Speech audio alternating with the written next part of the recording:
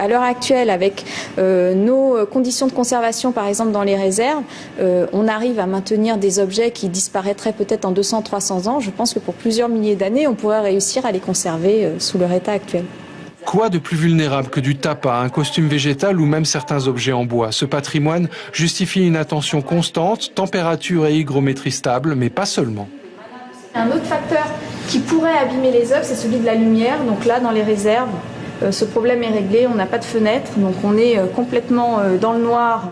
Ravi d'être là, la dizaine de privilégiés découvre cette herminette, vieille de 10 siècles, retrouvée miraculeusement intacte à Wahine, où se masque des Tuamotu représentant le dieu de l'océan et qui portait à l'origine une barbe et des ornements de coquillages. Quant à ce pectoral composé de 1200 lamelles de nacre, il repose dans ce tiroir, loin des regards. On aimerait que les projets d'extension du musée nous permettent à chacun de les découvrir plus régulièrement et plus facilement.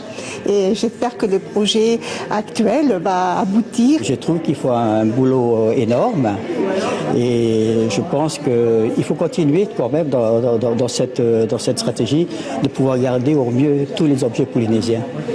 Sur 18 000 objets répertoriés, le musée n'en expose que 2000, faute de place bien sûr, mais aussi pour d'autres raisons. Il y a pas mal de très beaux objets qu'on a dans les réserves, mais qui ne sont pas assez documentés pour qu'on puisse avoir un discours pertinent sur l'objet. Et donc on attend d'avoir plus d'informations pour pouvoir le montrer au public.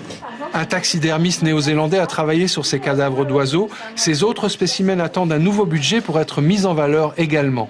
Chacun de ces objets, comme cette étrange tortue à 2 têtes, est répertorié, classé, dépoussiéré, ce qui coûte évidemment de l'argent.